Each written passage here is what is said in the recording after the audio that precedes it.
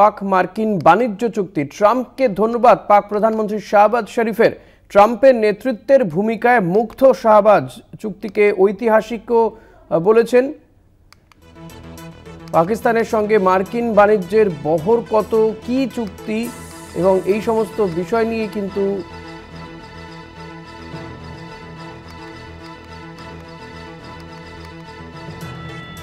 পাকিস্তানের সঙ্গে আমেরিকার বাণিজ্য চুক্তি এবং এই চুক্তি নিয়ে কিন্তু ইতিমধ্যেই প্রশ্ন উঠতে শুরু করেছে। কি সেই চুক্তি, এই চুক্তির বহর কি? শাহবাজ শরীফ অবশ্য এই চুক্তিকে ঐতিহাসিক চুক্তি বলছেন। এ নিয়ে আমরা কথা বলবো। আমাদের পলিটিক্যাল এডিটর আশিস চট্টোপাধ্যায় রয়েছেন আমাদের সঙ্গে নিউজরুম থেকে সরাসরি। আশিস দা, শাহবাজ শরীফ তিনি তো বলছেন এই চুক্তিকে ঐতিহাসিক, কিন্তু কি সেই চুক্তি, এতে কতটাই বা লাভবান হবে পাকিস্তান বা আমেরিকা?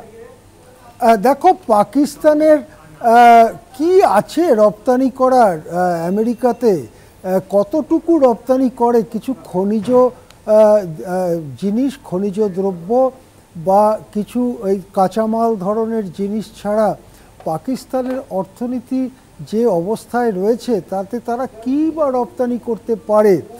সুতরাং এই চুক্তিটা কেন ঐতিহাসিক সে ব্যাপারটার মানে সম্পূর্ণ ধোঁয়াশা। চুক্তিটায় কি হয়েছে? হয়তো এটাই হতে পারে যেটা ইন্দোনেশিয়ার ক্ষেত্রে হয়েছে। ইন্দোনেশিয়া প্রকৃতপক্ষে বশ্যতা স্বীকার করেছে ট্রাম্পের কাছে, ট্রাম্পের চাপের কাছে, এবং ইন্দোনেশিয়ার বাজার পুরো খুলে দেওয়া হয়েছে মার্কিন কর্পোরেটদের জন্য, যেটা ট্রাম্প নিজেই বুক বাজিয়ে বলেছিলেন আজ থেকে 4-5 দিন আগে। সেই রকম ঘটনাই হয়তো ঘটছে যে পাকিস্তানের বাজার সম্পূর্ণ উন্মুক্ত করে দেওয়া হচ্ছে ডাম্পিংয়ের জন্য। সেখানে আমেরিকান পণ্য নিয়ে গিয়ে ডাম্প করা হবে। আগে যে শুল্ক ইত্যাদি দিয়ে বাধা দেওয়ার চেষ্টা করা হতো সেই বাধা সম্ভবত তুলে নেওয়া হয়েছে। বিনিময়ে কি পেতে পারে আমেরিকাতে কি রপ্তানি হয়? কিছু খনিজ দ্রব্য ছাড়া কী বা রপ্তানি করার আছে পাকিস্তানের? বিশেষ করে ছোট্ট দেশ পাকিস্তান, তার সঙ্গে ভারতের ভৌগোলিক সীমানা, ভারতের অর্থনীতি, ভারতের জিডিপি, ভারতের ফরেন কারেন্সি রিজার্ভ, ভারতের আন্তর্জাতিক বাণিজ্য, এসবের কোনো তুলনাই চলে না। সেখানে ভারতের সঙ্গে পাশাপাশি তুলনা করে, ভারতকে চারটে কটাক্ষ করে পাকিস্তানের সঙ্গে কি চুক্তি হয়েছে তার ডিটেলস আমরা জানতে চাই।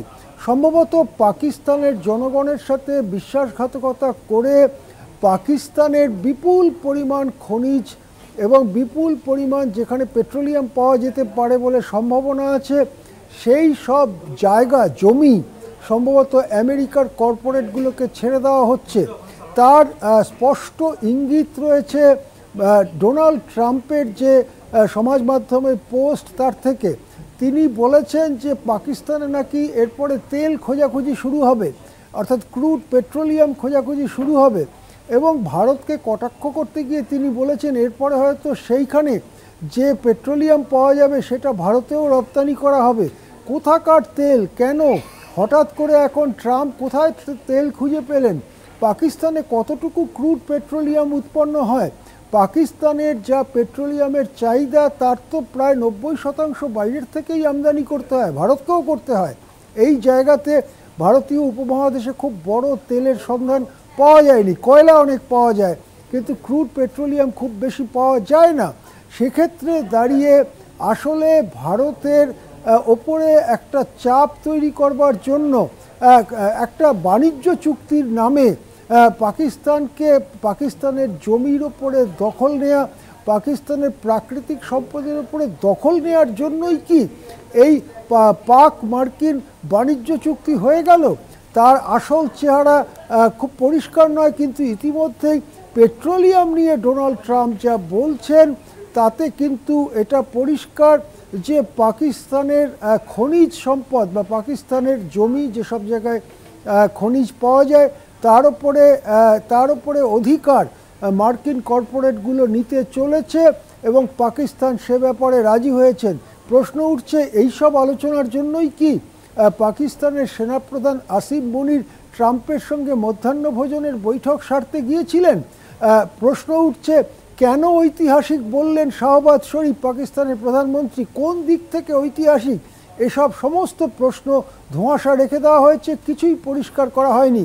কিন্তু এটা বোঝা যাচ্ছে পাকিস্তানও ইন্দোনেশিয়ার মতো সম্ভবত ট্রাম্পের চাপের কাছে নতি স্বীকার করলেন।